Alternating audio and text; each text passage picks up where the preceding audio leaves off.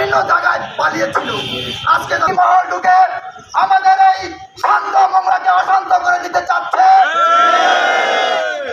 আমি সাথী ভাইরা আপনাদেরকে বলবো, আপনারা সবাই সজাগ থাকবেন। আজকে আপনারা যারা 17 বছরে মংলার বাইরে অনেকে ভাইরা যারা ছিলেন, আপনারা মংলায় আসছেন, অনেকের সাথে মিলেমিশে ব্যবসা করতেছেন, আমরা তাতে আপত্তি করিনি। কিন্তু আপনারা এই কালো ব্যবসাকে কেন্দ্র করে যদি মংলার আর একটা কোনো নেতা কর্মীর পরে হামলা হয়, আমরা এর দাঁত ভাঙা জবাব কিন্তু এই আজকে 2 জন আসামি গ্রেপ্তার হয়েছে। বাকি আসামিদেরকে 24 ঘন্টার ভিতরে যদি গ্রেপ্তার করা না হয়, লাগাতার আন্দোলন মংলায় তারই সাথে সাথে সন্ত্রাসীরা যারাই হোক, এরা আমাদের দলের না, এটি সবসময় মনে রাখতে হবে। আজকে মুন্নার পরে যে নৃশংস হামলা হয়েছে, এই হামলার তীব্র নিন্দা করি। যে এই কালোবাজারি ব্যবসাকে কেন্দ্র করে আজকে মংলাতে যারা অশান্ত পরিবেশ সৃষ্টি করছে, তাদেরকে অনতি বিলম্বে গ্রেপ্তার করতে হবে।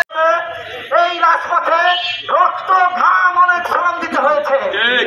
আমরা আইনের প্রতি শ্রদ্ধাশীল, আমরা আইন শৃঙ্খলা বাহিনীর উদ্দেশ্যে বলতে চাই, রাহাত হোসেন মোল্লার উপরে যারা বর্বরচিত হামলা করেছে, তারা বাংলাদেশের যে প্রান্তে লুকিয়ে থাকুক না কেন, দ্রুত সময়ের ভিতরে তাদেরকে গ্রেফতার করে।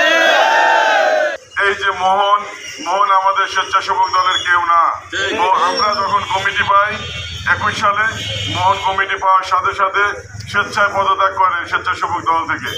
আমরা তারপরে 9টা ওয়ার্ড গঠন করি, যত কর্মকাণ্ড করি, কোনো কর্মকাণ্ডে মোহনকে আমরা ডাকি না, মোহন আসে না। কিন্তু আমরা দেখতে পাই 5 তারিখের পরে এই মোহন যুগ্ম আহ্বায়ক স্বেচ্ছাসেবক দল লাগাইয়া বিভিন্ন অপকর্মের সাথে জড়িত, বৈধ পথে ইনকাম করবে, এটা হচ্ছে যে ধান্দা। 5 তারিখের পরে আপনারা মোংলায় খবর নিয়ে দেখেন, যারা দলকে ভালোবাসে, যারা 17 বছর রাজপথে ছিল, তারা একটা মোংলা অপকর্ম করছে কিনা?